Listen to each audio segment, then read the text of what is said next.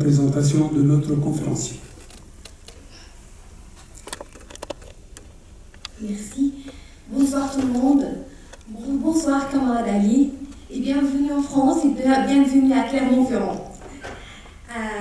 Je vous présente Ali Frère est l'ex-prisonnier politique, le natif de Bni Tadjit, est un descendant d'une famille de militants de nature, de guerriers irréductibles, des résistants contre la colonisation et contre le Mrzen, c'est le régime marocain, pour rester des hommes libres. Ali a un parcours de révolutionnaire et de militant hors pair pour la liberté, la dignité et pour le droit des hommes, les droits humains. Ingénieur en sciences mathématiques, puis professeur de gestion, ensuite encadrant de stagiaires dans les différentes sections de l'économie et de gestion. Un berger qui lira plus tard Marx, Engels, Voltaire, Lénine, mais aussi Balzac, Zola et Simone de Beauvoir. Adhérant au Parti communiste marocain, puis deviendra le premier responsable de la jeunesse communiste de la région de Meknès. Il contribuera à la création du mouvement marxiste-léniniste marocain et l'organisation En Avant, Il Al-Aman, dont il sera un membre de la direction provisoire. Et enfin notre auteur sera emprisonné et torturé pendant un peu plus de 11 ans dans les prisons marocains pour des engagements politiques. Ce n'est pas un parcours anodin ni habituel qu'on rencontre tous les jours. Vos convictions, camarade Ali, de défendre la cause des plus faibles, les plus démunis et des droits des femmes, vous les avez adoptées avant même de découvrir la littérature des Lumières ou la philosophie marxiste. Vous sentiez harmonieusement amazigh et arabe, sans complexe et sans xénophobie. Votre livre, Le petit berger qui devint communiste, retrace avec vivacité l'histoire du Maroc, du mouvement social marocain, qui constitue des éléments d'explication importante de la situation sociale, économique et politique actuelle.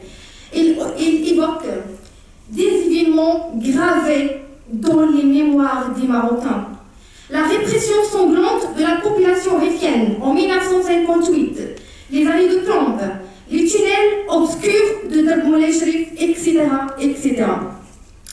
Vos livres nous apprennent également, avec acharnement, mais aussi avec optimisme, que la misère humaine n'est pas une destinée fatale que nous devons subir, mais un sort injuste contre lequel nous devons lutter au sein de cette société capitaliste qui gâte les uns aux dépens des autres et que bâtir un monde meilleur est toujours possible. Bienvenue encore Ali.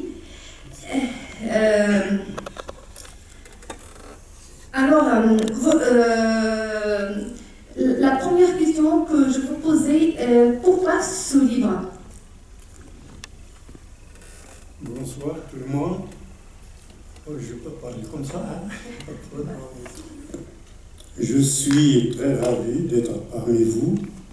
Je tiens à remercier l'association des Amis du Temps de Cerise qui organise cette rencontre.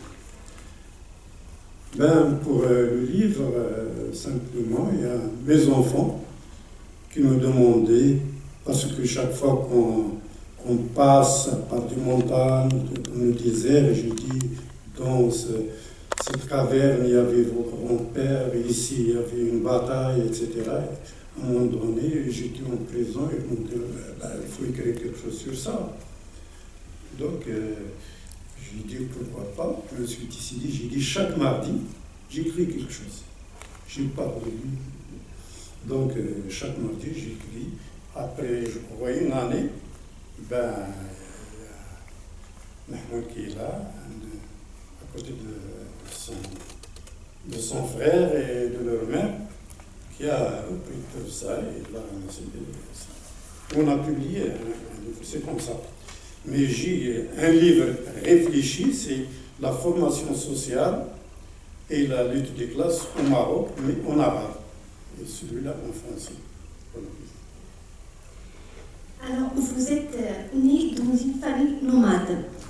Et en commençant votre livre, on apprend beaucoup de choses sur la société marocaine. On a appris que le peuple marocain il a résisté contre la colonisation et contre le régime marocain. Dans l'histoire officielle, toujours on a appris que ces tribus ou bien ce peuple, ils ont confondu les étrangers par rapport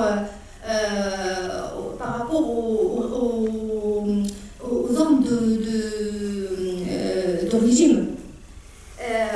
Il y a aussi, on parle aussi de la République de Krem Khatabi. Est-ce que vous pouvez nous dire un petit peu plus? Alors, le petit berger, l'ex-petit berger, est né dans une famille nomade, sous une tente de poils de chèvre, et dans une famille un peu bizarre. Le grand-père était un grand guerrier qui a mené la guerre contre l'armée française entre 1907 et 1934. Ils n'ont déposé les armes qu'en 1930. Mais il y a un témoignage, je n'invente rien, c'est celui du colonel Barret qui avait combattu la tribu.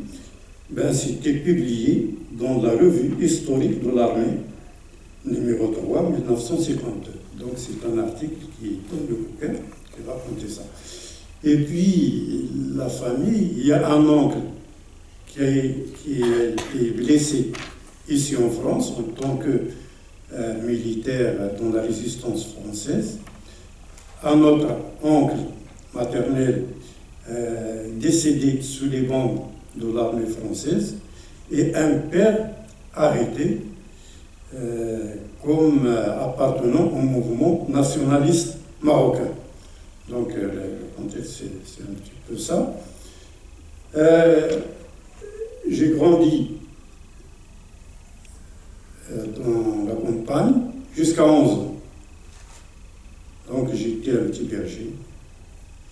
Et après l'indépendance entre guillemets du Maroc, le père a vendu la petite tente et on s'est installé dans une région, dans un village minier, où la plupart des membres de ma famille travaillaient comme mineurs. Qu'est-ce que j'ai retenu d'une malise? D'abord la nature pure, la faune, la flore. Il n'y avait pas le travail humain, tout est naturel. Et la deuxième chose, c'est la condition de la femme. Et dernièrement, j'ai lu un truc de Sophie Galabri, une enseignante de philosophie, je crois à Paris, actuellement, elle est assez jeune, il dit « Les hommes qui comprennent le mieux les femmes sont ceux qui ont vu leur mère ou leur sœur en difficulté. » Donc, dès mon âge d'écolier, j'ai vu que dans la campagne, la femme travaillait à peu près à 70%, les enfants 20% et le mari généralement 10%. Donc j'ai vu la condition de la femme et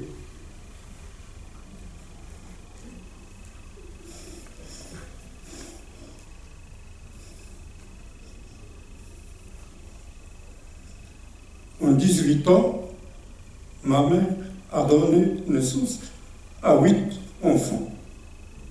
Donc, en moyenne, un enfant par 2 ans. Donc, je passe. Donc, on est arrivé au village minier, où la plupart de mes cousins, etc., travaillaient comme mineurs. J'ai découvert un autre monde. Un monde où où il y a un petit village composé de 3 parties, avec des Européens. Il y a une partie la caserne, une partie l'administration minière, c'était tous des Français, et une partie pour le logement. Et puis l'école, on était grands. Il y avait quelqu'un qui avait 14 ans, moi j'avais 11 ans, et il y avait 2 les petits. Donc les 4, on était à l'école. Le matin, il y avait une institutrice française, elle parlait, j'ai rien compris. L'après-midi, un instituteur arabe, j'ai rien compris, parce que la seule langue que j'utilisais, c'était amazigh, le berbère. Donc, parce que je ne vais pas m'attarder sur ça, j'ai découvert d'abord la bonté des ouvriers. J'ai constaté la misère des gens qui produisent la richesse du bled, du pays. Et puis, si vous voulez, j'ai découvert qu'il existe une piscine, interdite aux Marocains bien sûr, un terrain de tennis, interdit aux Marocains bien sûr, le cinéma, on avait droit à 1 fois par semaine au cinéma. Donc j'ai découvert des choses, le syndicalisme, les ouvriers. J'accompagnais un instituteur qui donnait des cours aux ouvriers. Il y avait une chapelle. C'est extraordinaire. La chapelle, c'est pour la messe le dimanche, pour les enfants des Français au cours de la semaine, comme école, et le soir,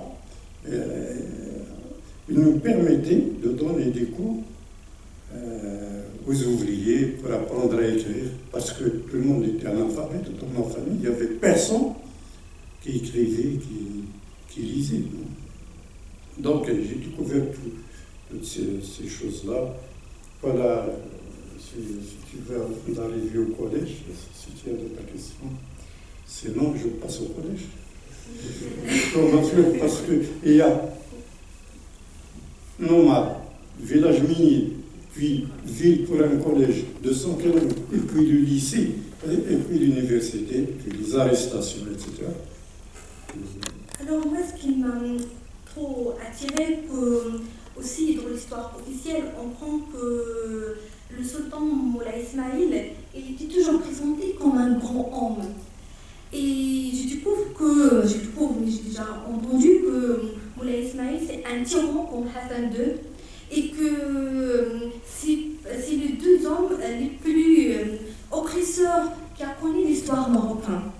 Et j'étais choquée aussi de diviser la société marocaine en plusieurs catégories, et même qu'il a fait créer une loi pour autoriser l'esclavagisme pour ce qu'on appelle le haradim, ça veut dire le deuxième libre, ça veut dire qu'il a un de 2 parents qui était esclave. Alors, avant de répondre à votre question, après l'école primaire à Beni Tadjid, c'est-à-dire le village minier, il n'y avait pas de collège, donc j'étais dans une autre ville minière. Et j'étais dans une maison de bienfaisance. Et là, ce que je pourrais dire, quand même je l'ai signalé dans le livre, c'est que Midel était un cas particulier. Ce n'est pas simplement Midel.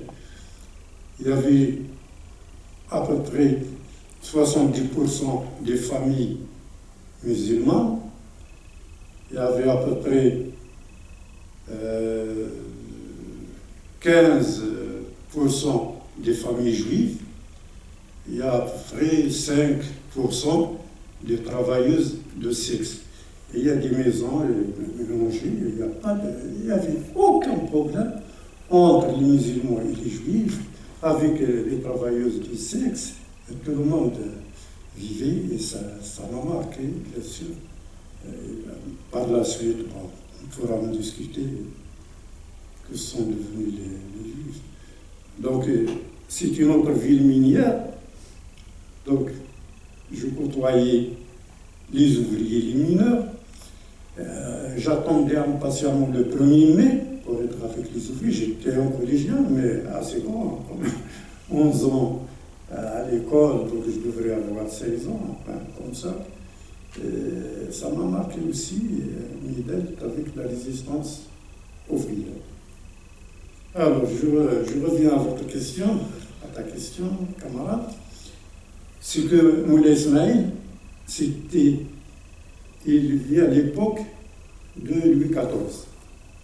Et d'ailleurs, il a demandé la main de la fille de Louis XIV. Et bien sûr, il ne pouvait pas l'avoir dans le temps. Il avait déjà 50 femmes, 500 enfants. C'est le tyran, c'est lui qui a emporté les esclaves du Congo, du Soudan, etc. Et c'était... les tyrans, malheureusement, l'histoire ne fait pas grand-chose à part en parler. Mais donc, c'était l'un des plus grands tyrans sultans qu'a connu le Maroc. Et la capitale, c'est Meknès. Les gens qui sont passés par Meknès vont voir les remparts, etc. de Ismaël. Bon, généralement, je préfère ne pas parler des personnes, parce que certainement, il va y avoir des questions sur le roi, etc. Mais moi, ce qui m'intéresse, c'est la base sociale de ces tyrans, parce que aujourd'hui, il y a Saïd, demain ce sera Jacques, etc. Mais le fond ne change pas, ça reste des trucs de... Voilà. Je ne vais pas en parler. Oui, c'est vrai. On peut changer les personnes, mais la classe dominante, ça reste la même. Donc, après, est-ce qu'on peut parler sur cette conférence de Aix-les-Bains? Alors, Aix-les-Bains, il y avait des accords. On était 1955. En fin de compte, il y avait 3 parties.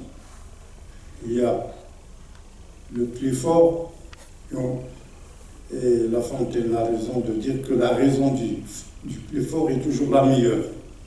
Donc il y a un Carrefour qui est venu avec un texte que les Marocains doivent signer, c'est l'indépendance, donc l'interdépendance. C'est-à-dire, en fin de compte, nous sommes liés, mais c'est un contrat entre c'est comme entre le loup et l'agneau. D'accord? Et la deuxième partie, c'était les féodaux. C'était les anciens militaires, etc. Ils sont liés pratiquement, c'est la France, ils représentaient la France. Et puis une poignée de nationalistes. Et ça a donné une indépendance qui, en fin de compte, c'est une indépendance de forme. C'est ça les accords de l'indépendance du Maroc. Mais avant de...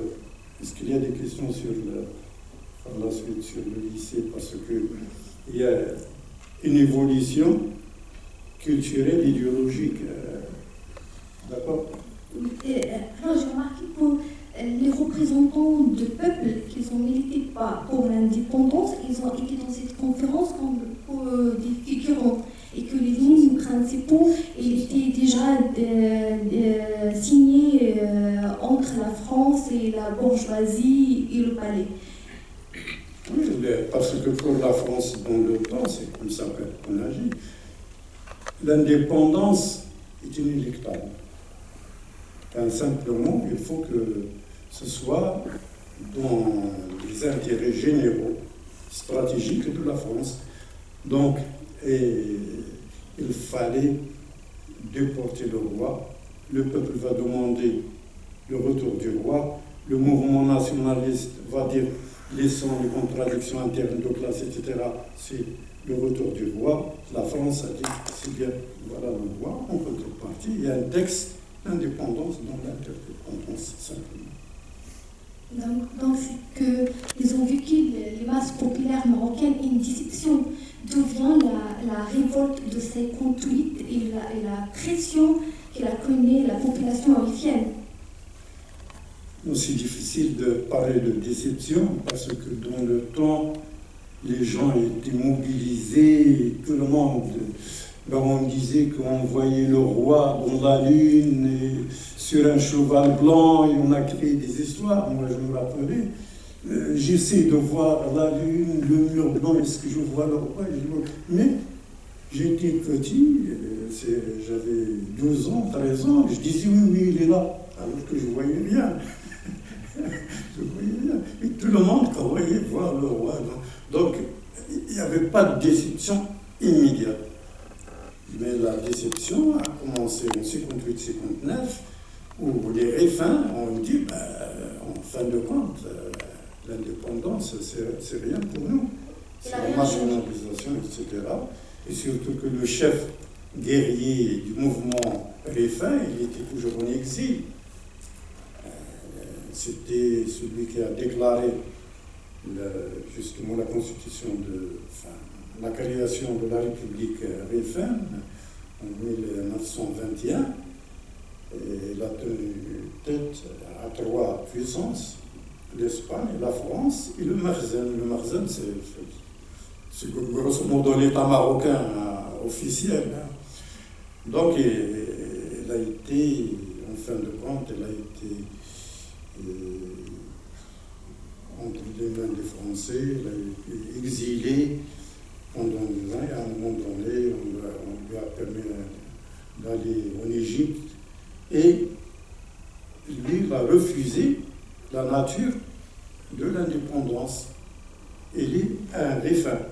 Donc, les Réfins, c'est comme depuis 2016, 2017, 2018, les Réfins, maintenant c'est plein de présents de Réfin parce qu'ils demandaient simplement une université, un hôpital, une école, etc., des choses du travail.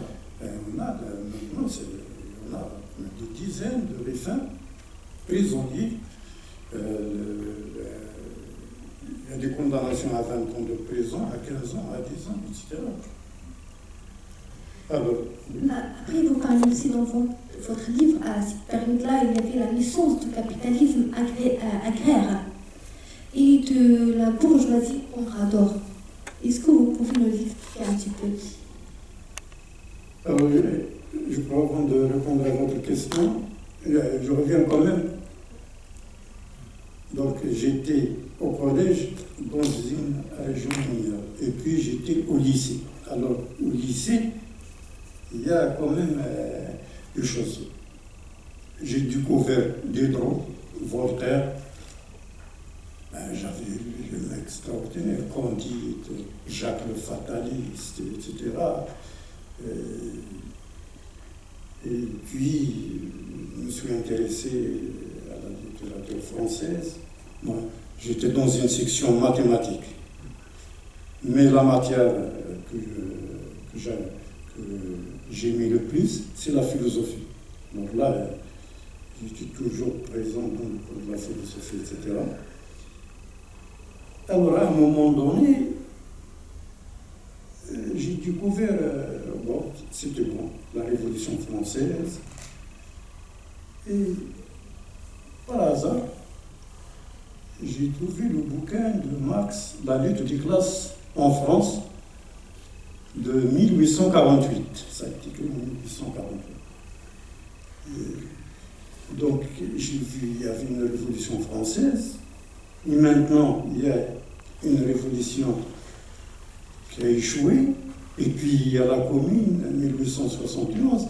J'ai commencé à voir les choses sous un angle de classe sociale, de l'exploitation des uns par les autres. Ce qui m'a permis par la suite de m'intéresser c'est pas possible. Je me suis intéressé à Engels, Marx, Lénine, mais à d'autres. Et le jour où j'ai trouvé Germinal de Émile Zola, alors là, je me suis retrouvé. Alors ça, c'est Nedjid, c'est Midel, ce sont les centres ouvriers, c'est la réalité. Hein. Donc, quel que soit le pays, la condition ouvrière, elle est la même. Elle est la même. Et d'ailleurs, j'ai constaté une chose, je ne sais pas chez vous en France comment ça se passe, mais ce que j'ai lu pour l'Amérique latine, etc., lorsque vous avez un filon, une mine nouvelle, et chez nous, c'est clair, en Amérique latine aussi, d'abord, l'État, avec le capitalisme, la première chose, une caserne. Ah non, ça, chez nous, les forces auxiliaires, il faut une caserne. Deuxième chose, il faut un lieu de culte. Ça, soit la mosquée, soit une chapelle, soit à l'Égypte, les Français, ils avaient fait la même chose. Hein. Et troisième chose, chez nous, dans les pays musulmans, moi je me suis pratiquant d'aucune religion, mais chez nous, dans les pays musulmans, c'est difficile, mais on ajoute quand même indirectement une brasserie. Comme ça, l'ouvrier, il sort de la nuit, il va soit à la mosquée, soit au bistrot, soit la matraque. Mais c'est comme ça que ça se passe. Donc, chez nous, c'est comme ça, et certainement, en France, à côté des mines, il doit y avoir pas mal de bistrots pour se souder, etc. Donc, c'est comme ça, je me suis dit, alors, au Maroc, pourquoi il n'y a pas de force révolutionnaire, justement? J'ai entendu qu'il y a un parti communiste marocain qui n'est pas reconnu. J'ai cherché, j'ai trouvé des militants du Parti communiste et j'avais adhéré au Parti communiste. Alors, une histoire pour rigoler, comment ça a été interdit, le communisme au Maroc. C'est que les juges, ils étaient là. Ils avaient reçu des instructions, il faut interdire le communisme au Maroc. Mais ils ont dit, il n'y a pas de texte, il n'y a rien. Ils sont allés, ils ont cherché dans un discours du roi Mohamed V, avant Hassan II, ils ont trouvé une phrase où il dit, au Maroc, il n'y a pas de place pour les idées matérialistes. Ils ont dit, c'est la loi, parce que chez nous, jusqu'à présent, une parole du roi, ça devient une loi, supérieure même à la loi. C'est au-dessus de la loi écrite. Et donc j'étais au Parti communiste. Les années 60, pour les gens qui sont un peu de mon âge, il y avait deux thèmes. Il y avait ce qu'on appelait M contre M. Qu'est-ce que c'est M contre M? C'est Malthus contre Marx. Qu'est-ce que c'est Malthus contre Marx? C'est que dans le temps, Malthus, il dit, attention, il y a la progression, c'est-à-dire l'évolution de la natalité est supérieure à l'évolution de l'économie. On va vers la misère. Donc, et il dit pour les gens qui ont fait les maths, tout à l'heure, ils ont dit que il y a le taux de la natalité, ça augmente selon une progression géométrique. Par contre, l'économie, c'est en fonction d'une progression arithmétique. Et on sait que la progression géométrique va plus vite. Et les marxistes disaient le contraire. On peut avoir des sociétés où c'est le contraire, c'est-à-dire où le taux de croissance économique supérieur au taux de natalité. Dans le temps, moi, j'avais un petit problème. Comme j'ai vécu l'expérience de ma mère, etc., j'ai dit, il faut quand même la limitation des naissances, c'est pas mauvais. Simplement, il ne faut pas l'imposer aux gens. J'ai une femme qui enfante 7 enfants, 8 enfants, d'abord elle est obligée de rester à la maison, de ne pas travailler, etc. Donc la limitation des naissances, il y a le côté positif. Et puis, je suis d'accord en tant que marxiste qu'on peut nourrir un peuple dignement s'il y a une autre organisation de la société. Donc il y avait ce débat-là. Dans le temps, maintenant tout le monde plus ou moins est d'accord pour la limitation des naissances, pour la liberté des femmes de limiter tout ça. Même en Chine, on avait imposé un seul enfant, puis maintenant 2 jours au revoir, etc. Et puis il y avait un autre débat. Et je crois qu'il est toujours d'actualité. C'est qu'il y avait un Anglais, Alexis Carrel, un philosophe, qui en 1935 a écrit un bouquin. L'homme, c'est inconnu. C-E-T. L'homme, c'est inconnu. Il dit, où est-ce qu'on va avec cette technologie, etc. Parce qu'il sort de la Première Guerre mondiale, et voilà la deuxième qui se pointe. Il se posait des questions philosophiques. Eh ben, il y a la réponse des autres, plus ou moins des marxistes, ils disent non, l'homme peut inventer, etc. Mais quelques années après, ce sont les bombes atomiques sur les Japonais, etc.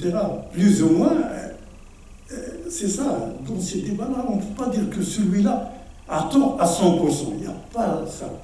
Il y a toujours, dans la contradiction, il y a des côtés positifs, d'autres négatifs.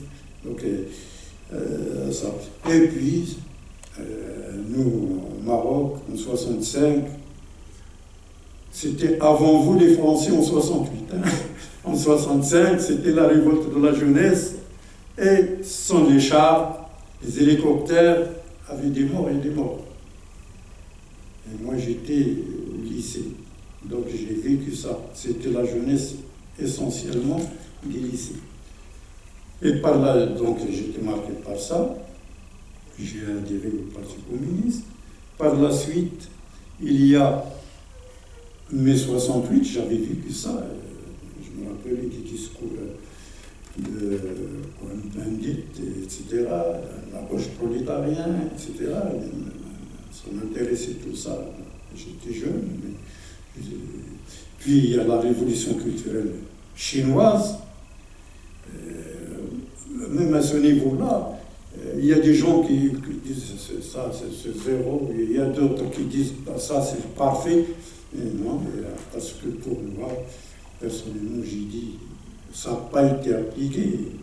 Mais une fois que vous faites une révolution politique, économique, il faut changer aussi une révolution culturelle, il faut changer les mentalités des gens. Parce que la révolution doit concerner tous les domaines, aussi bien politique, économique que social et culturel. Donc il y avait cette révolution culturelle aussi. Et puis il y a la guerre de 67, juin 67, palestinien et l'émergence de la gauche marxiste palestinienne. Donc tous ces éléments-là m'ont marqué, ce qui fait en 70, j'ai contribué à la création d'un mouvement marxiste-léniniste qui respectait tout, parce qu'on était indépendant financièrement, on n'était pas dans un mouvement internationaliste, etc. Pour nous, c'est simplement, on n'est plus d'accord avec le Parti communiste marocain, parce qu'il a changé d'abord de nom, elle s'est appelée Parti de libération et du socialisme, et puis le secrétaire général a fait une déclaration, on est d'accord avec les droits sacrés. Qu'est-ce que c'est les droits sacrés, s'il vous plaît, avant de revenir à toi? Les droits sacrés au Maroc, c'est la Constitution. Dès le départ, on a 3 choses à ne pas discuter. Dieu, patrie, roi. La roi Tanzanie. Donc si vous discutez l'un de ces trucs-là, c'est la prison. Il n'y a rien à faire. Un discours royal, on ne veut pas dire, bah, il y a ça. Non, non, non, ou bien vous applaudissez, ou bien vous la fermez. Simplement, c'est comme ça.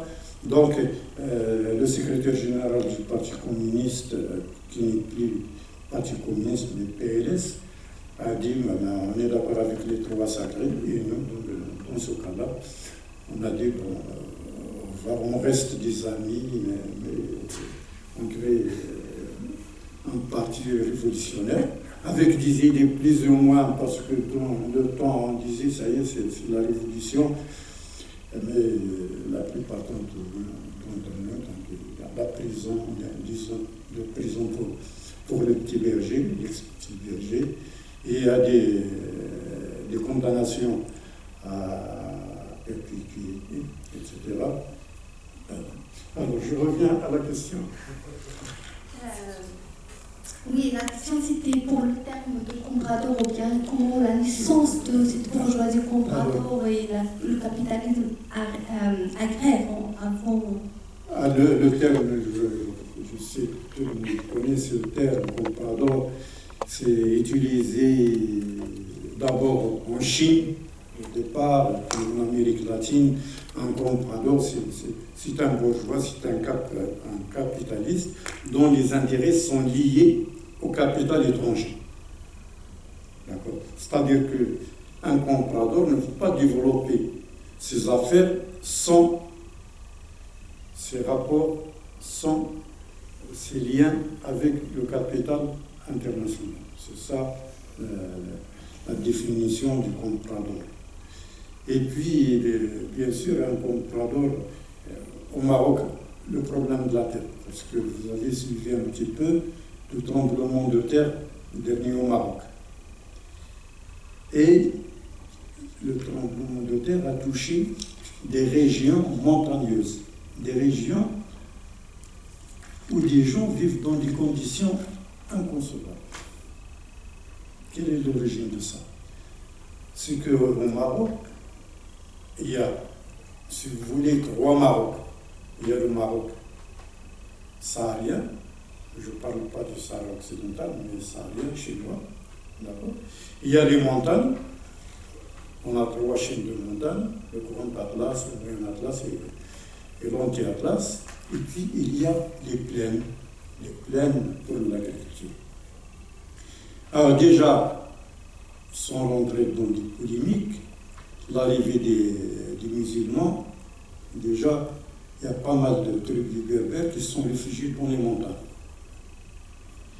Mais ce n'est pas ça le problème, c'est que l'arrivée des Français, qui sont emparés des terres collectives, ce sont des terres de tribus, pour justement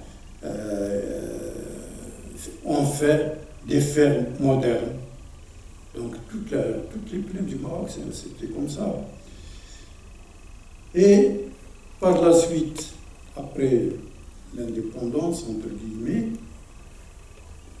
l'État marocain a récupéré les terres, les fermes des étrangers. Au lieu que la terre revienne aux paysans, ils sont restés, ils sont gérés par l'État. Et dernièrement, ces dernières années, ils ont été transmises à des gens, on les appelle Shab Shkara, c'est-à-dire des gens qui ont de l'argent, des bourgeois, que ce soit, il peut être un banquier, il peut être un industriel, il peut être simplement, il a de l'argent, ou bien un contrebande de la cocaïne ou quelque chose comme ça. Donc on peut parler d'une bourgeoisie agraire, c'est-à-dire des exploitations très vastes, mais gérées rationnellement selon les principes du capitalisme. C'est pourquoi on les appelle justement des fermes, le capitalisme agraire, c'est ça. Mais ce sont les mêmes méthodes. Je voudrais revenir aux événements de mars 65. Parce que ma génération, ils ont toujours rêvé de cette période-là, cette période progressiste, cette période où il y a des ateliers partout, qu'il y avait la culture partout, qu'il n'y avait pas de sacré. Et qu'on peut comparer un petit peu avec 68 française. Donc, est-ce que vous pouvez nous parler un petit peu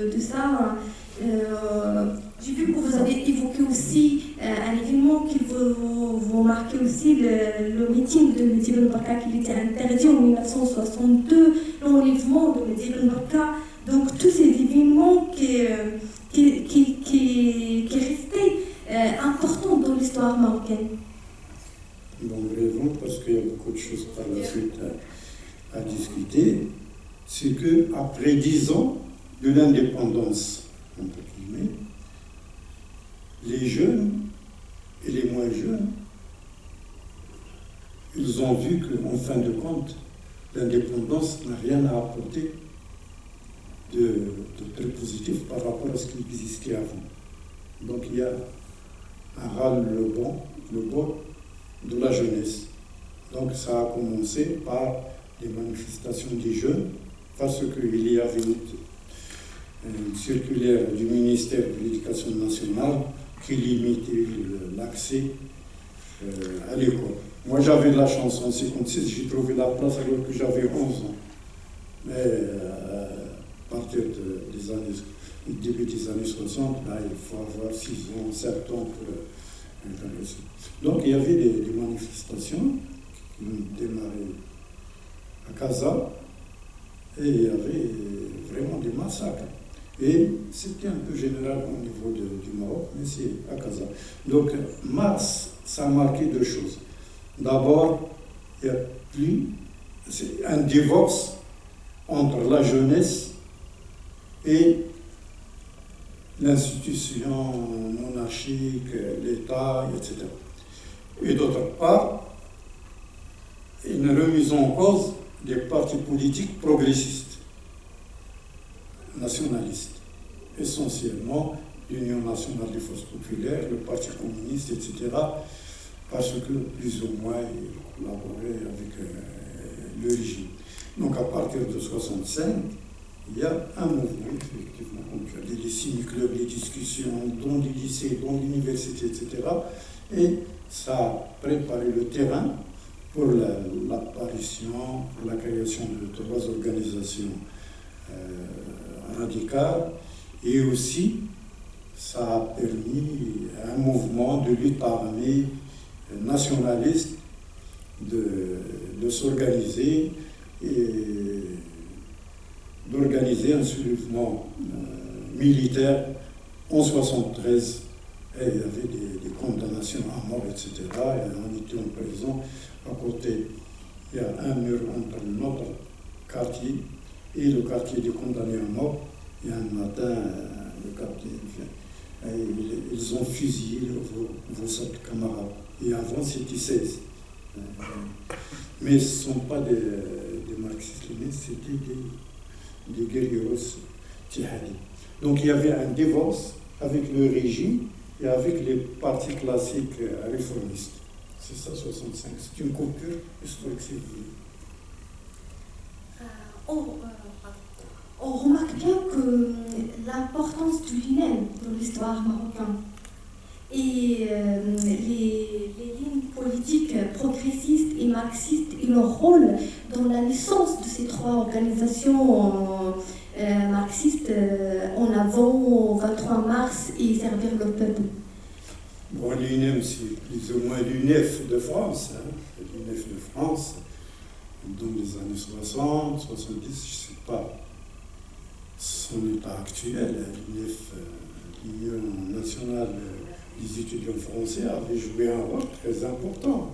D'accord. Mais l'UNEM, l'Union nationale des étudiants marocains, c'était la même chose. Ils avaient joué un rôle très important dans la lutte contre. Parce que la génération anti-l'INEM, c'est la maman ou bien l'école qui finit être progressiste et les révolutionnaires. Je crois que dans la plupart des expériences, je ne sais pas si vous avez une idée sur le mouvement du 4 mai 1919 en Chine. C'est au lendemain de ce mouvement du 4 mai qui était initié par les étudiants, ça a permis la création du Parti communiste chinois 18 mois après, quelque chose comme ça. C'est toujours l'université, ça dépend des rapports de force, parce que si tu tu prends le cas de l'UNEM dont tu parles, camarade, c'est qu'avant, c'était les forces de gauche, surtout marxistes, qui étaient le moteur de l'UNEM. Mais par la suite, le pouvoir, l'État a voulu casser. Il y a des arrestations, des centaines d'arrestations qui peuvent arriver, les militants marxistes, mais en même temps, il a encouragé les islamistes à s'emparer de l'UNEM. Et l'UNEM est devenu plutôt un truc en main des islamistes liés au ministère de l'Intérieur. Et leur but, c'était de tuer. Ils ont tué pas mal de militants marxistes, dont le grand patriote Omar Ben-Julien, qui a été assassiné par des islamistes. Dans ce cas-là, l'UNEM a joué un rôle très important, mais à partir du début des années 80, il y avait des changements et l'État est derrière ça. Mais ça peut changer dans n'importe quel pays. Hein. Mais toujours le mouvement estudiantin, c'est plus ou moins à l'avant-garde des luttes, que ce soit au Maroc ou en France. Mais simplement, ça s'arrête là. Parce que si les gens, les ouvriers, les travailleurs, etc., qui sont exploités, n'interviennent pas, le mouvement étudiant, je passe 3 ans à la fac ou bien 4 ans, je deviens révolutionnaire, je peux renverser le régime dans l'amphithéâtre, bâtir la République populaire, mais après 3 ans, je sors dans la rue pour parler aux paysans, aux ouvriers. Il faut avoir un autre langage, c'est comme ça. Est-ce que vous pouvez... En France, c'est l'expérience, la gauche prolétarienne, des organisations que je respecte beaucoup, mais en 1969-70, il y a Jean-Paul Sartre qui a cru à ça et il a commencé à distribuer, je ne sais pas le bulletin qu'il distribuait, j'ai oublié son nom. La cause du peuple. Oui. La cause du peuple. La cause du peuple, etc. Mais c'était bien, mais ça ne change pas de choses. Est-ce que vous pouvez nous parler du Parti communiste marocain et son évolution et votre sortie de ce parti et la création en avant? Bof, maintenant, ce qu'on appelle le Parti communiste, d'ailleurs, ici en France, on fait un amalgame sur ça, à la fête de l'humanité, vous avez un parti monarchique, simplement, et des ministres, des anciens communistes, etc. Ça, ce n'est plus un parti communiste en France. Enfin, mais, attention, chez nous quand même, est-ce qu'on est parfait? Ça c'est discutable. Il n'y a rien de parfait sur cette terre-là. Sauf pour les religieux, il y a un Dieu parfait. Dans la réalité, personne ne croit à quelque chose de parfait. Il y a toujours des bons et des mauvais. On respecte les gens. Je ne vais pas dire du mal des personnes qui ont dirigé le parti, etc. C'était des amis, on a travaillé ensemble à un moment donné. J'ai dit, je crois qu'il y en a qui connaissent un certain Aziz Bled. C'est un grand économiste qui a écrit des bouquins, etc., qui était un dirigeant communiste. On a quitté le parti, il m'a invité à sa maison, il ne m'a pas parlé politique. Il était seul avec sa mère, on a mangé ensemble, il m'a embrassé, on s'est embrassé, adieu, c'est simplement. Donc, on n'insulte pas les gens. Même un chef d'État, je m'en fous de la personne. On critique. On critique les politiques, on critique les orientations, on critique les décisions, mais la personne en tant que personne, il y a des gens chez nous qui ont cru, après la mort de Hassan II, qu'il y a une nouvelle ère, etc. Il y avait une petite ouverture, effectivement, mais maintenant, ce sont des chimères. après, une grande partie des militants qui ont créé les 3 organisations marxistes, ils viennent de Parti communiste marocain après son évolution au PLS. Est-ce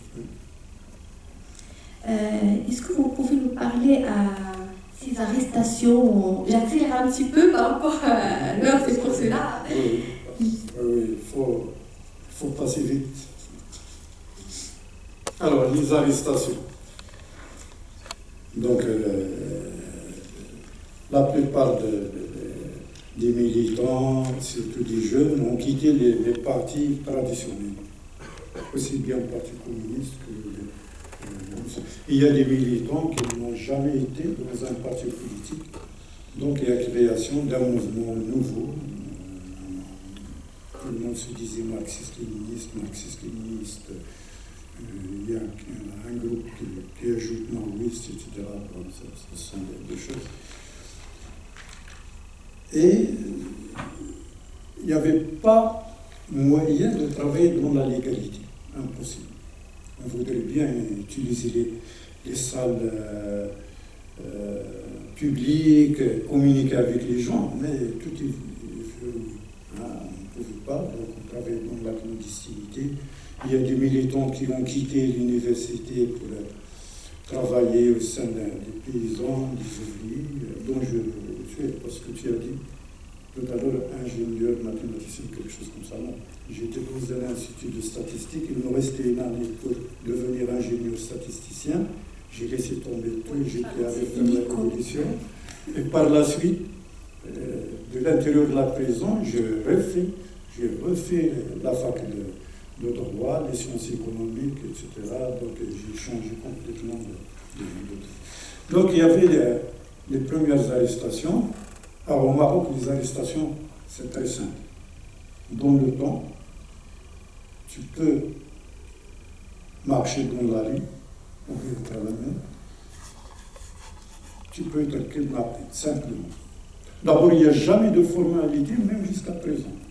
C'est rare, actuellement, il n'y a pas de papier, il n'y a rien. Ce sont des gens en civil qui vous prennent, simplement. Donc, il y a ce truc-là. Alors, pas de formalité, tu arrives dans un centre de torture. Pas de commissariat ou quelque chose, non, un centre de torture. La première chose, on ne te demande rien, directement la torture, directement. Donc, les tortures, il y a le truc de perroquet classique, c'est-à-dire les mains, on te lie les mains aux pieds, on te met une barre, et il y a des gens avec un chiffon de saleté jusqu'à ce que tu perdes la conscience, et puis on te jette dans une cellule. Et après ça, donc ça c'est la réception, hein, soyez les bienvenus, c'est ça. Après ça, tu viens et tu te poses des questions, simplement. Qu'est-ce que tu penses de ça? Qu'est-ce que tu as fait de ça? Etc. Et la torture. Alors là, le mauvais moment dont je me souviens, c'est que vers 1h du matin, j'étais dans une cellule, les yeux bandés, les mains liées, et j'entends une voiture qui rentre. Ah, je sais que il va y avoir de la torture. À quel tour, on ne sait pas. Parce que les tortionnaires, ils sont dans les bistrots, ils se saoulent à 1h du matin, minuit et demi, il vient, il n'a plus de quelque chose d'humain, il a tout laissé dehors, donc elle a la torture. Et on a perdu des camarades sous la torture. Il y avait un ami, un prof de philo, qui est mort sous la torture à Bouteflika. Il y avait un ingénieur à Mahmadia, Javid Mahmadia, qui travaillait, un ingénieur qui travaillait dans la raffinerie de pétrole de Mahmadia, mort sous la torture. Il y a d'autres morts qui sont morts dans la prison après des grèves de la faim comme Saïd al-Nabi, etc. Ils sont nombreux.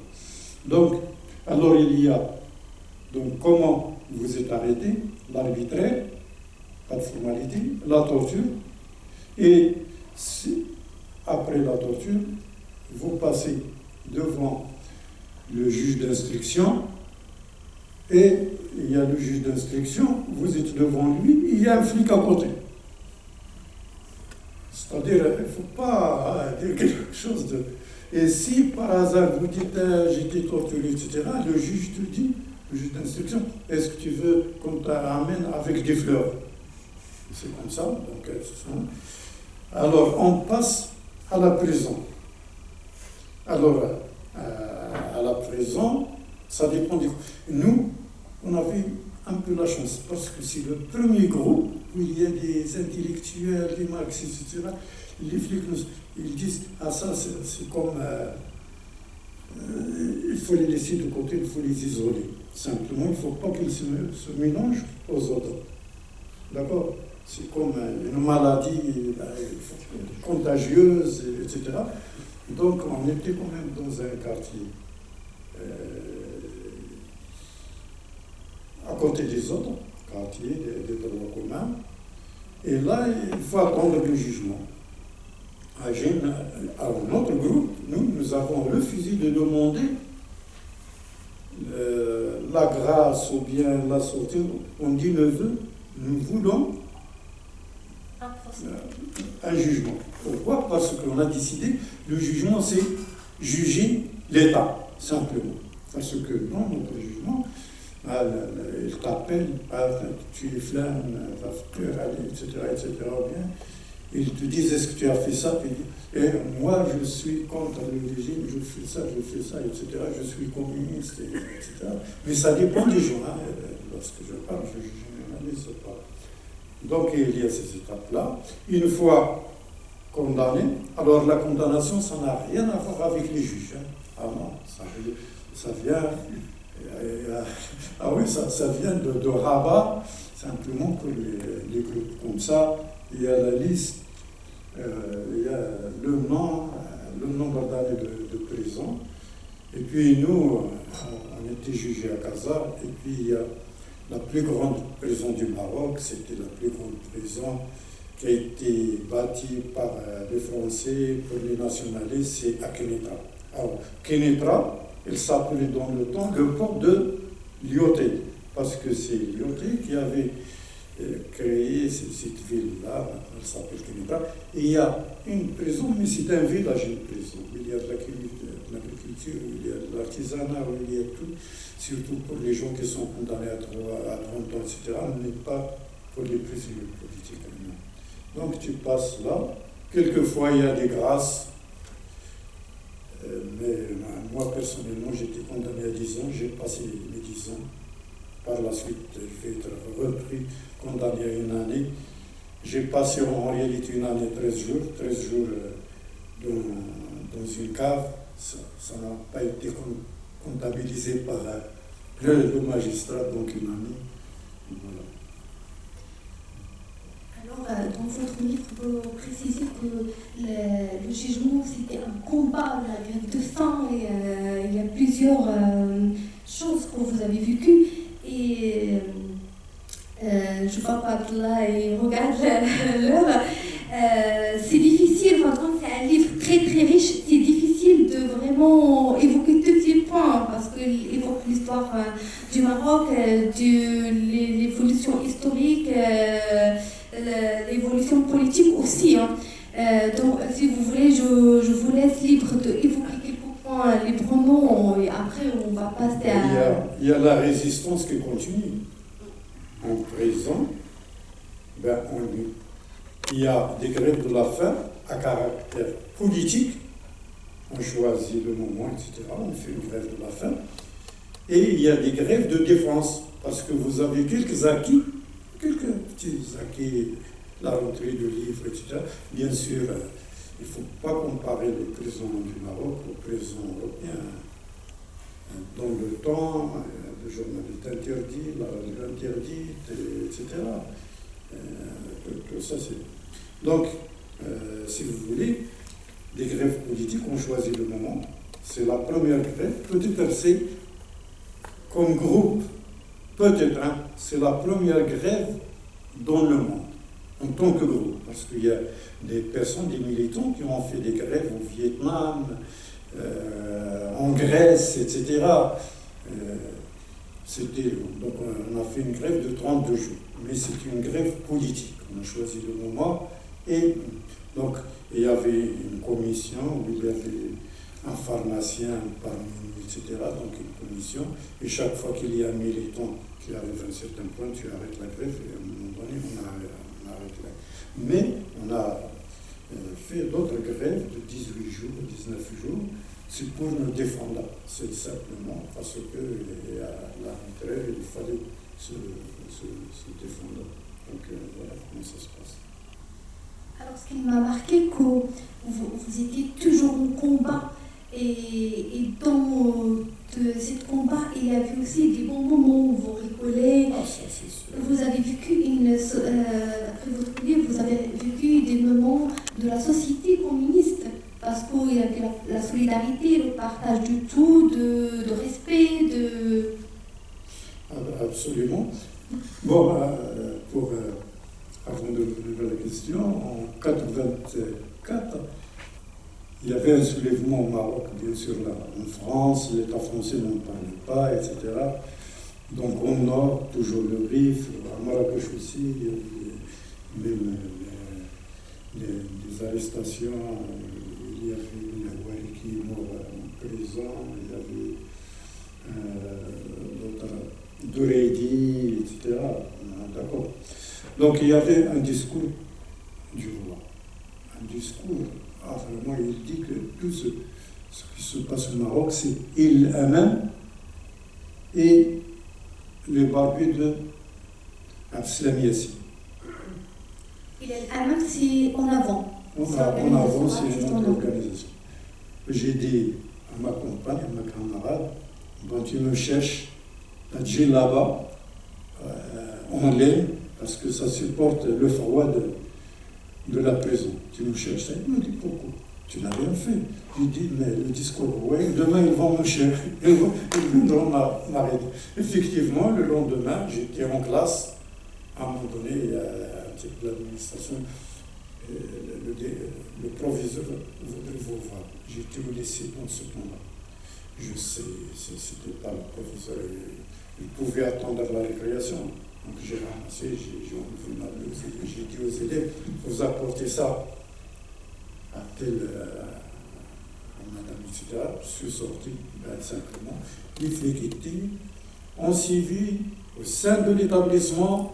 Il n'y a ni proviseur ni rien, j'étais embarqué. Et j'avais rien fait. À la il n'y avait rien, simplement, il n'y avait rien. Mais parce qu'il y a un discours qui dit qu'il est même le responsable, on va chercher tous les gens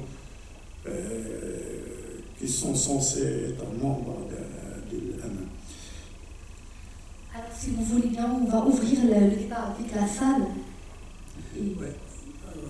Merci à Christine pour ce récit vivant d'une période que beaucoup d'entre nous ont vécu à distance, mais là, il nous a plongé dans une ambiance assez singulière, je dois dire, et très émouvante. Écoutez, on va passer aux questions. Si vous avez des questions. Je vois Carola qui est demandé.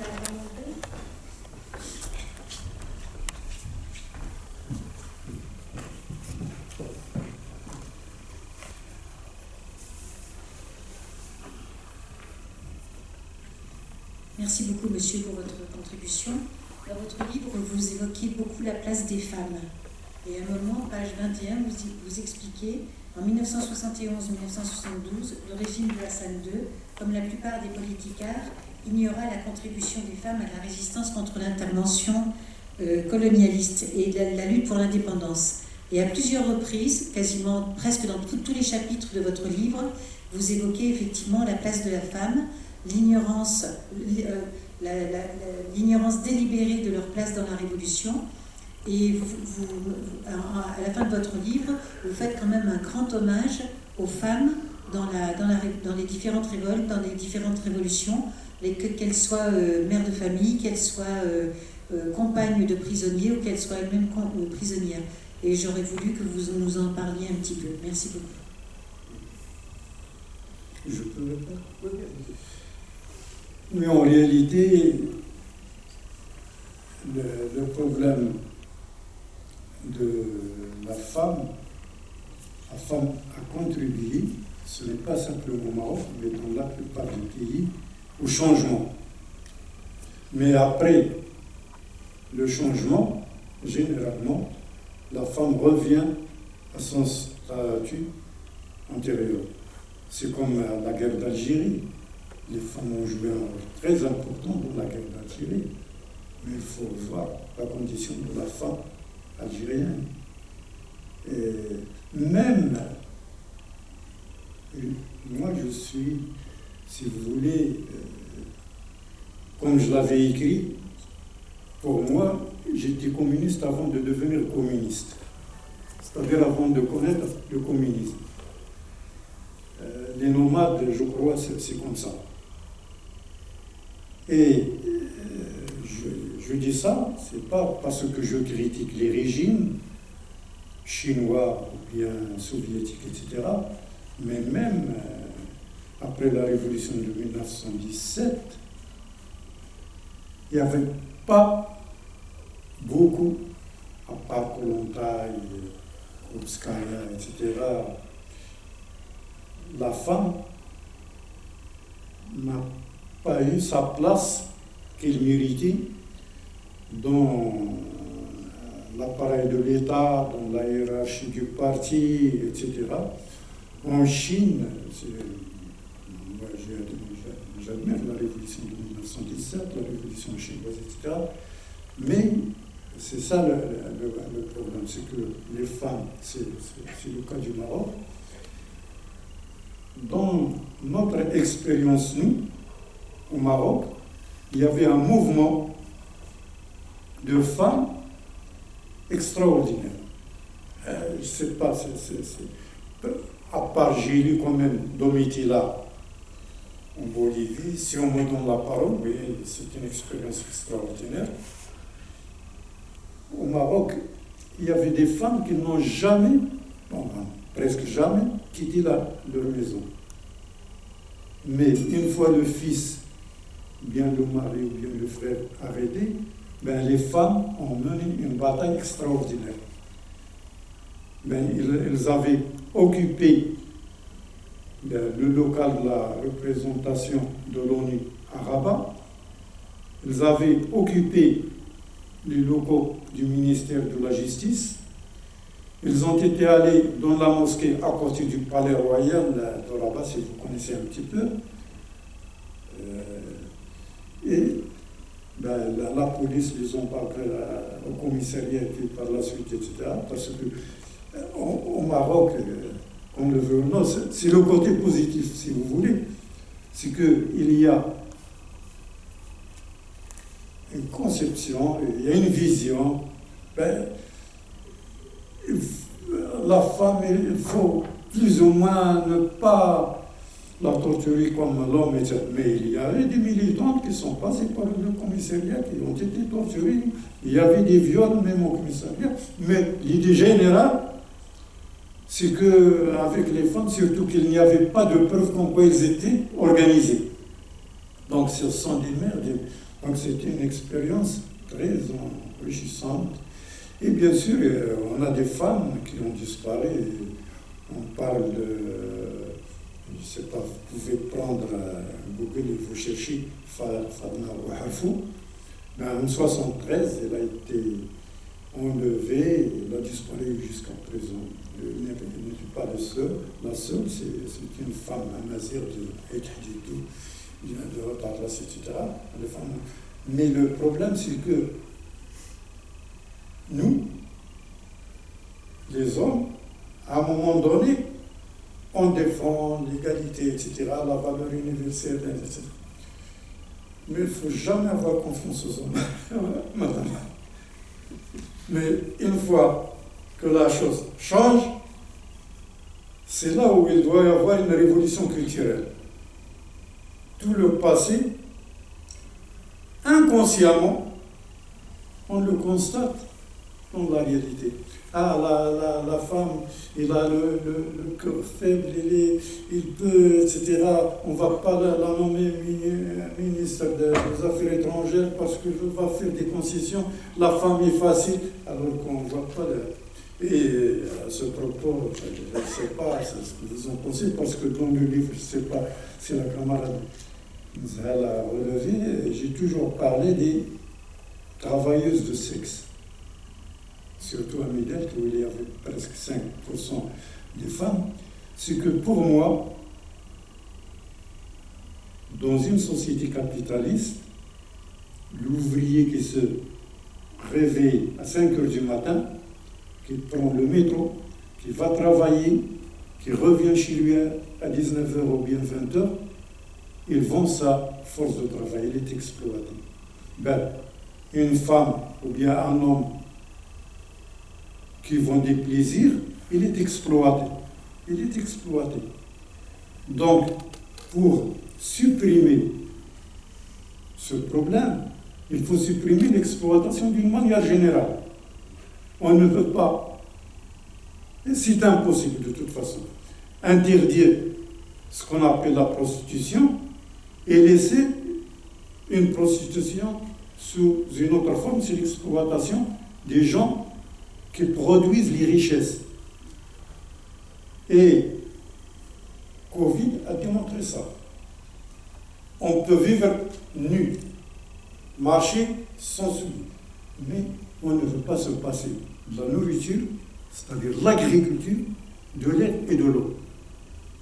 L'agriculture. Donc, c'était les paysans qui ont nourri l'humanité pendant le Covid.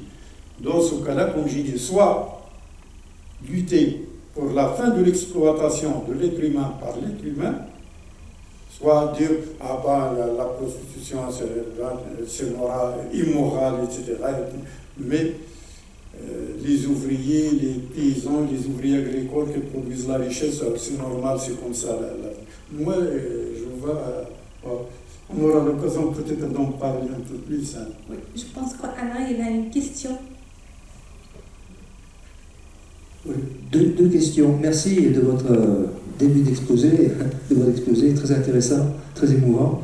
Deux questions complètement différentes.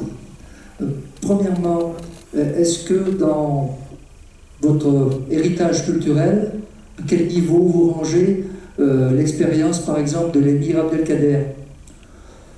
Deuxièmement, rien à voir avec la première partie, vous avez terminé tout à l'heure sur une question de notre camarade qui vous demandait si vous aviez eu des bons moments, entre guillemets, lors de votre incarcération, de vos incarcérations, et vous n'avez pas répondu. Alors je me demandais si vous avez des bons souvenirs, si j'en peux dire, entre guillemets, à raconter de ce point de vue-là. Oui, le cas de Abdelkarim, j'en ai parlé, c'était en Afrique du Nord. Il y avait 3 symboles, parce qu'en réalité, ce sont les peuples qui résistent. D'accord? Lorsque on parle de la France, De Gaulle, c'est un symbole. D'accord? Mais la résistance réelle, peut-être 80% sont inconnus, les gens qui se sont sacrifiés. Ben, en Afrique du Nord, les symboles, au niveau de la Libye, c'était Mourtar, j'oublie son nom, et en Algérie, c'est Abdelkrim, il s'appelait, si j'oublie son nom, et au Maroc, c'était Abdelkrim Khattabi. Donc, Abdelkrim Khattabi, il a mené une résistance d'abord contre l'Espagne, parce que c'est le nord du Maroc. C'est la zone plus ou moins réservée dans le partage du Maroc, c'est la partie réservée à l'Espagne. Et comme le sultan du Maroc, Moulay Abdelhafid, qui était à Fès a été entouré des tribus berbères, des Réfins, Abdelkarim de l'autre côté, et il y a des révoltes des artisans de Fès, des travailleurs de Fès. Et le sultan a, c'est pas lui, mais enfin, comme l'histoire, ce qu'il dit, au juste, c'est qu'il a signé un contrat de protection, on l'appelle protectorat, protection de la France. La protection de qui? Du sultan et de son entourage. Donc c'est pourquoi il n'y a pas, on ne parle pas de colonisation au Maroc, on parle de la période du protectorat. D'accord? Et Abdelkrim al-Khattabi donc a dirigé la résistance. Il s'est trouvé face à 3 puissances, l'Espagne, la France et ce qu'on appelle le Makhzen, c'est-à-dire l'État marocain. Et par la suite, il a créé en 1921 une république. On l'appelait République Rifin. En réalité, il n'avait pas l'intention de faire une république à part, mais simplement sur le point de départ pour créer une république à l'échelle du Maroc. C'est ça, plus ou moins. Et bien sûr, dans l'histoire officielle, on ne parle pas d'Abdelkrim Khattabi. D'accord? Dans ce qu'on étudie dans les classes, jamais de la République du Fin, jamais de Abdelkrim, jamais de la révolte de 58-59, jamais de 65, rien. Il y a l'histoire, ben c'est plus ou moins, c'est comme par ailleurs en France, etc. On préfère parler de la succession des rois Louis XIV. J'étais dernièrement, il y a 2 mois, au château de Versailles, c'était extraordinaire, ça c'est sûr. Mais moi, à l'intérieur, je dis sinon, mais combien de travailleurs, combien de paysans, combien d'artisans ont fait ce travail-là, combien ils sont morts. C'est comme les terrains de foot de Qatar. Donc, il y a une histoire des rois, une histoire, mais on ne parle jamais du peuple. Voilà. On dit la révolution de roi et de peuple. Donc, est-ce que j'ai... Non, je réponds, c'est la deuxième fois que j'ai... Alors, en présent, mais on a passé de très bons moments, d'accord? Parce qu'on est organisé, dès le départ, il y a un comité qui s'occupe de la bouffe, il y a un comité qui s'occupe côté culturel, c'est-à-dire des militants qui ont le sens, je ne sais pas, créatif, d'avoir des contacts avec les gardiens. Alors les gardiens, dans toutes les prisons du monde, il y a 3 types de gardiens. Dans toutes les prisons. D'abord, il y a ceux qui sont stricts, qui appliquent la loi, le règlement. Ils sont minoritaires. Il y a les gardiens qui vous détestent, qui font plus que le règlement. Ils ajoutent. Il y a d'autres qui sont corrompus. Ce sont plusieurs. Il suffit de donner de l'argent, de voir quelqu'un à l'extérieur qui le contacte, qui lui achète un mouton de lait ou quelque chose comme ça, et il t'emmène. Et il y a une 4e catégorie, parce qu'avec nous, ils ont été arrêtés, c'est des gardiens sympathisants, des jeunes qui avaient vécu la révolte de 65, et ces jeunes-là, ils ont été arrêtés, là, parce que journée le 18 novembre 1975, le 18, ils sont venus, on est condamnés. Ils ont enlevé 3 de nos camarades de la prison, dont le camarade dont j'ai parlé tout à l'heure avec nous, Sion Assidon, qui était un militant juif, qui était condamné à 15 ans de prison, avec qui j'ai passé 10 ans. Ils ont été enlevés de la prison, alors qu'ils sont condamnés. Par la suite, ils ont été amenés pour la torture, et c'était en plein de la marche verte. La marche verte a démarré le 6 novembre, en plein an, ils sont venus. Et puis un jour, j'étais kidnappé aussi avec deux autres, mais on n'a pas, ils étaient pour des tribunal, le commissaire responsable de ça et de la région, donc il a fait semblant de... en réalité, on n'a pas été torturé, etc. Donc, et les gardiens, ils sont arrivés à un réseau de gardiens sympathisants. Ils ont arrêté les gardiens. Alors, l'affaire a traîné pendant 2 ans. Et les gardiens étaient en prison. Après 2 ans, il y a un gouvernement où il y a le parti de l'Istiklal. Ils étaient obligés de laisser tomber. Et les gardiens sont sortis, ils ont le rappel de 2 ans parce qu'ils n'ont pas été condamnés. Donc ils ont dit, mais c'est bien de faire de la politique, on est bien, maintenant on peut acheter une maison, etc. Parce qu'on leur a payé les 2 années qu'ils ont passées en prison. Donc il y a 4 catégories de gardiens. Voilà. Donc on a passé de bons moments, enchantés. On a eu l'occasion de se retrouver avec des gens de régions différentes. Il y a des gens qui chantaient de l'Andalousie, en Andalousie, d'accord. Il y a des gens qui chantaient amazigh, berbère.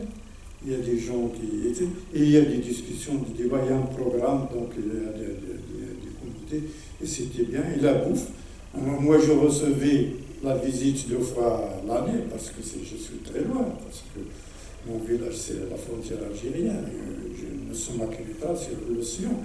Mais il n'y avait pas de différence.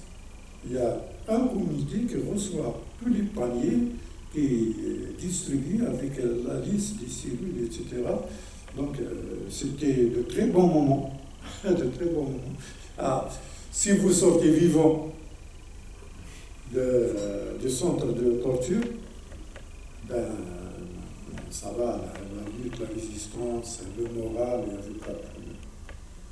Il y avait une phrase qui m'a fait rigoler que dans votre livre, enfin, on peut dire ce qu'on veut, nous sommes plus libres. Nous sommes libres. On ne peut pas avoir peur d'être arrêté. Alors, en prison, oui, il y avait un camarade qui maintenant à Paris, il est malade. Je suis dans le rétablissement, qui disait aux visiteurs et aux visiteuses, ben, c'est vous qui êtes en prison. Nous, on est là en prison. On ne paye pas l'électricité, on ne paye pas le loyer. On peut dire abat tel, vive tel. On ne peut pas nous arrêter. On est là, on rigole comme ça. Effectivement, en prison, tu es déjà en prison. Qu'est-ce que tu perds? Tu dis ce que tu veux. Même pour rigoler. Bonjour, merci beaucoup. Ma question c'est, est-ce que vous aviez des liens avec les autres mouvements marxistes révolutionnaires des pays voisins, en Afrique du Nord et au Proche-Orient? Et si oui, quelle est votre expérience de l'internationalisme entre peuples de pays qui ont été colonisés?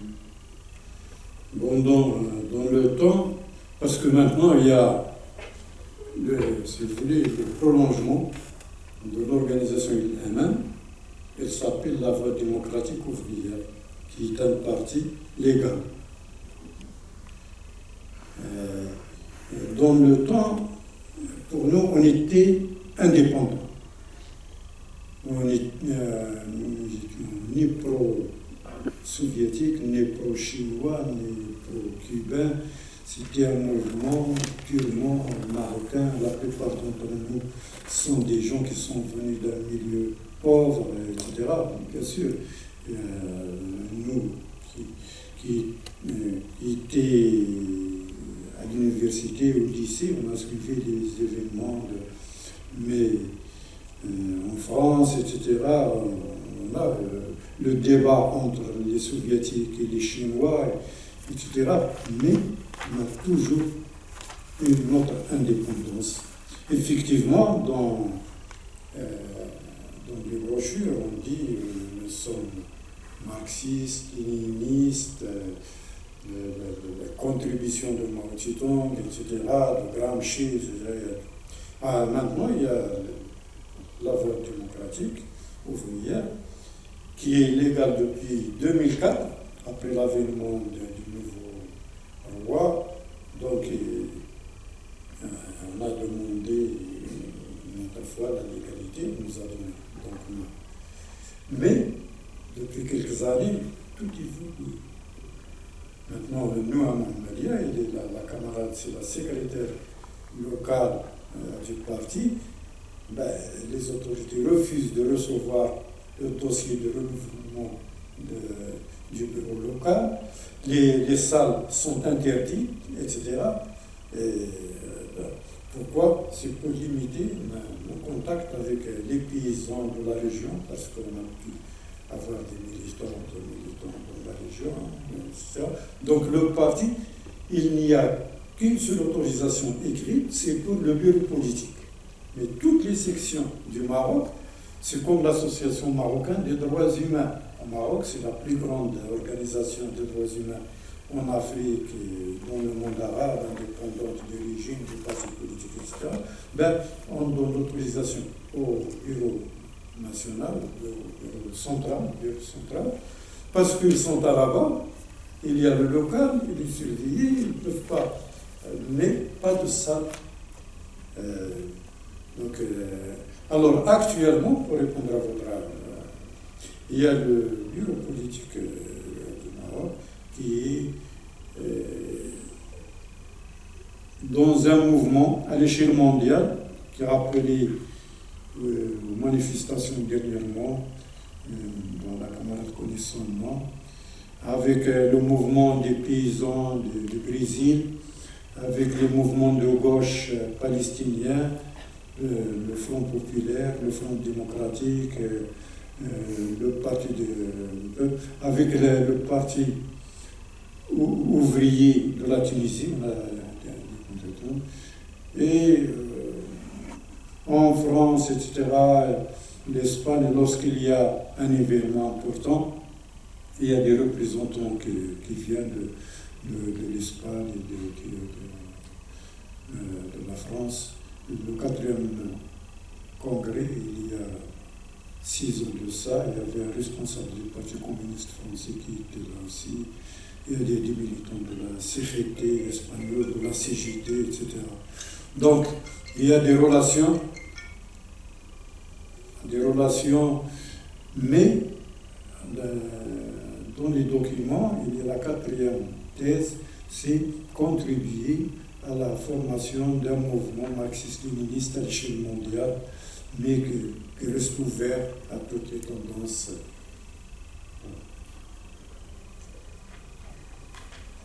Oui, bonjour. Donc moi je voulais savoir, j'ai lu ton livre qui m'a très impressionné, comme ce que tu as raconté là jusqu'à maintenant.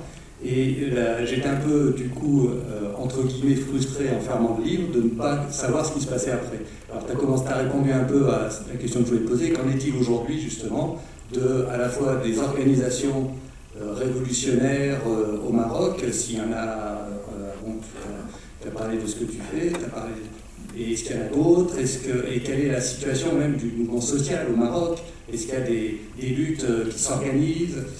De quelle nature? Est-ce que, voilà, au niveau ouvrier, paysans, voilà, parce on voit ça de loin, et bon, même si c'est un pays avec une presse, en France, voilà, c'est quand même pas toujours très simple d'avoir des informations. Alors, au Maroc, actuellement, d'abord, selon la Constitution, au Maroc, il y a 3 sacrés. On les appelle 3 sacrés, la tête de notre décès. On ne veut pas y toucher.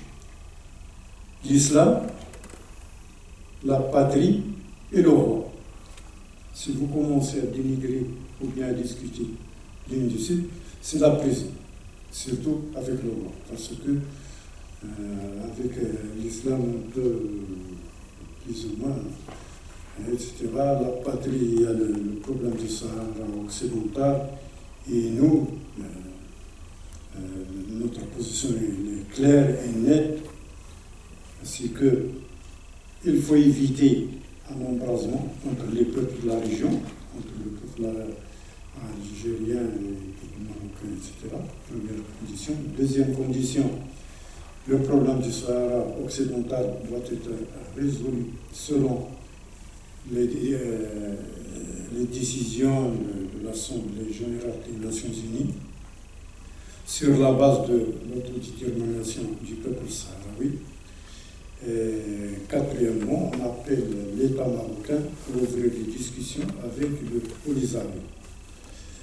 Bien sûr, nous ne sommes pas un État pour reconnaître la République arabe sahraoui, parce que c'est une question d'État-État. Nous, on a le Polisario et le chef qui a été tué par l'aviation française, le martyr Louali, le chef du Polisario.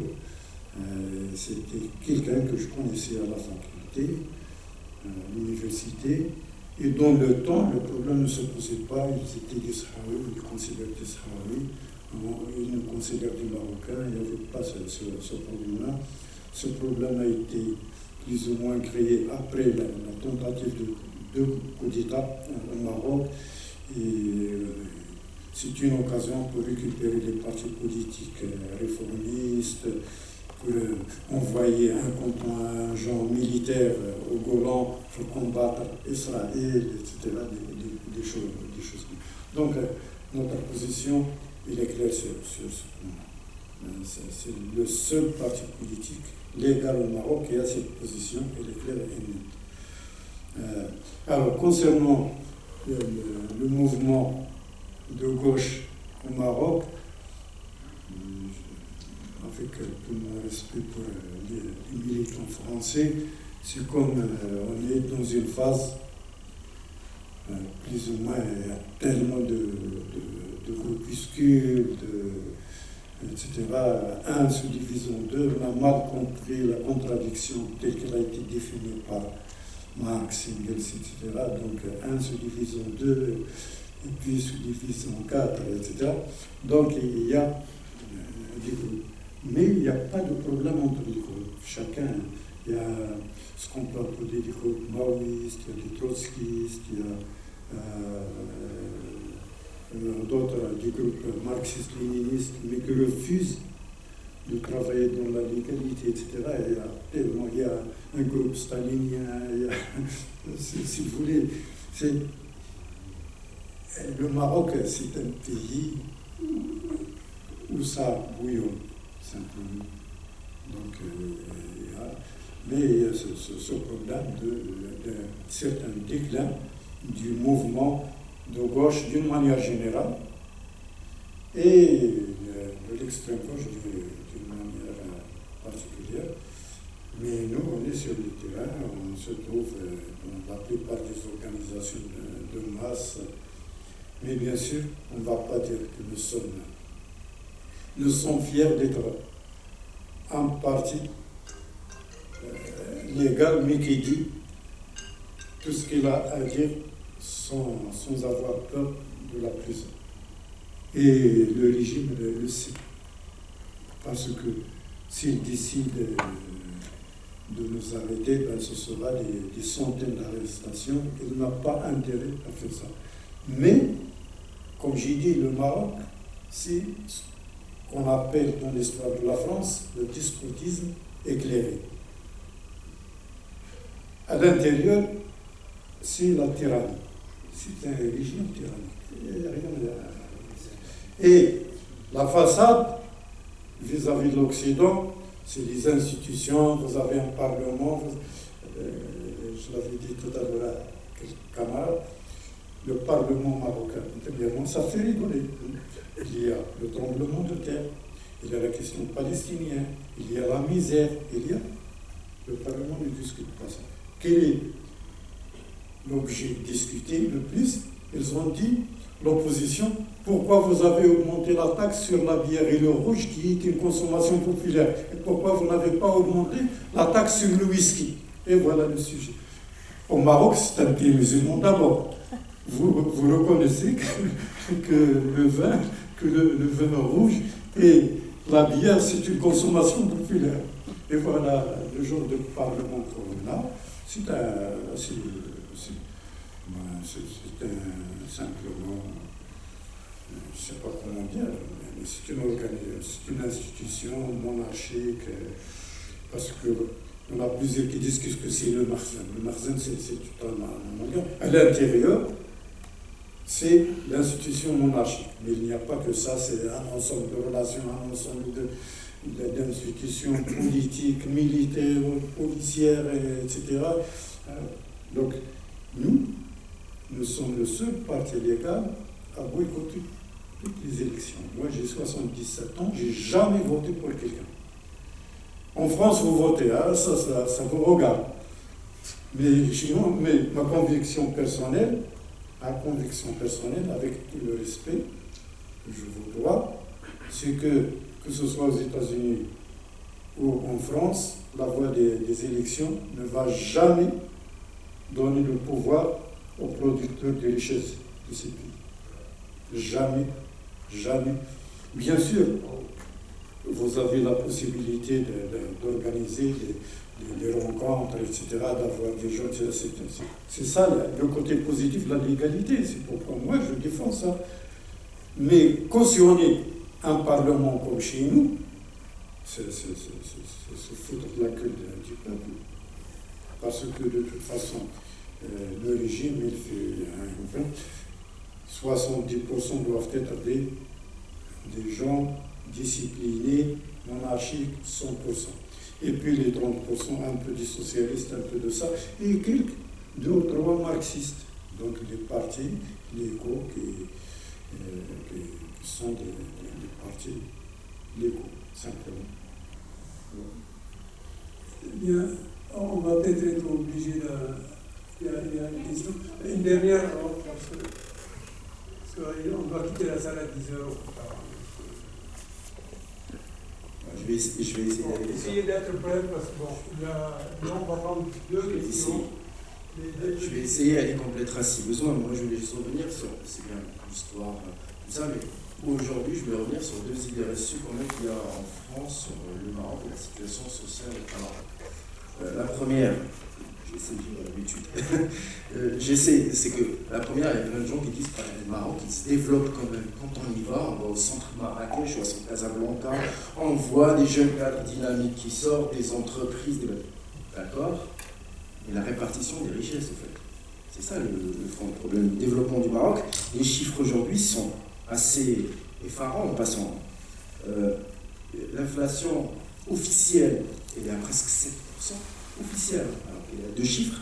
Le SMIC qui n'est pas respecté, le salaire minimum, il est à 289 euros aujourd'hui, l'équivalent de 189 euros, et qui n'est pas respecté. Elle dit, il en parlera mieux que moi au Maroc, dans 70% des cas.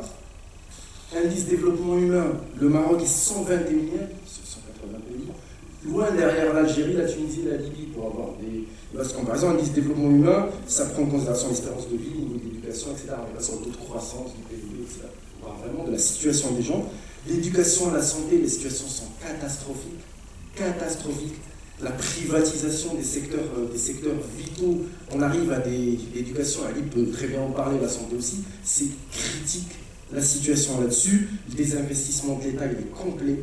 Les privatisations continuent, même dans la loi de finances pour 2024, dans la loi de finances, il prévoit encore 9 milliards de dirhams de privatisation, d'entrée, de recettes de privatisation. Ça date depuis les années 80, depuis les plans d'ajustement structurel du FMI, de la Banque mondiale. On le vit encore.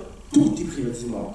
L'économie marocaine, en gros, répartie entre 3, les multinationales, les grosses entreprises françaises, par la grosse part, une part, les grandes familles qui font partie du Makhzen, la famille Arnouch, Premier ministre au Maroc, qui a quoi la Africa, toute la gestion de distribution d'essence, de pétrole, etc., des grandes familles, et le holding royal, qui est présent partout. Le holding royal, la liste est non exhaustive. Les banques, les assurances, l'industrie automobile, l'opérateur mobile, les mines, l'hôtellerie, deuxième opérateur, la production électrique, l'exploitation des éoliennes, la sidérurgie, la grande distribution, et je vous passe tout ça aux mains du holding royal. Donc l'économie marocaine elle est répartie entre ces 3 opérateurs. En fin de compte, le petit peuple, ce qui lui reste, c'est d'où les mouvements, en passant les mouvements sociaux. Je passe très vite là-dessus. Deuxième point, c'est l'ouverture démocratique. On va parler de petite ouverture. la Constitution de 2011 qui a été vendue dans tous les médias français, même ceux classés à gauche comme une révolution, je ne vais même pas, pour ne pas être... C'est à vous de vous faire votre idée. Je suis en train de vous lire la Constitution marocaine, officielle. Oui, sur Internet. Article 42. Le roi, chef de l'État, son représentant suprême, symbole de l'unité de la nation, garant de la pérennité et de la continuité de l'État et arbitre suprême, veille au respect de la Constitution. Le roi exerce ses missions par décret. Article 46. La personne du roi est sacrée et inviolable. Article 47. Le roi nomme le chef du gouvernement du parti arrivant en tête des législatives. Sachant que pour participer aux législatives, il faut être un parti qui ne remet pas en cause les trois sacrés. D'accord? Donc le jeu est déjà biaisé. C'est pas n'importe quel parti qui va se présenter. Article 48. Le roi préside le Conseil des ministres. Article 50. Le roi promulgue la loi dans les 30 jours. Ah, c'est lui qui promulgue au bout. Qu'est-ce que je peux vous dire d'autre? Je les ai notés, mais j'ai pas tout là. Mais en gros, sur les articles qui suivent, vous avez le roi est chef des forces armées royales, le roi préside le Conseil de sécurité, le roi préside le Conseil du pouvoir judiciaire. On parle d'indépendance de la justice, là. Le roi nomme les ambassadeurs, etc., etc. À partir de l'article 42, vous pouvez vous faire plaisir, vous lisez la Constitution marocaine, et juste on voit la centralisation des pouvoirs entre les mains du Marseille, et en fin de compte, l'ouverture démocratique vendue à partir de la Constitution de 2011 n'est que chimère concrète. Voilà, c'était juste un petit complément. Merci, donc on va s'arrêter. Merci à Alif Kir, encore une fois.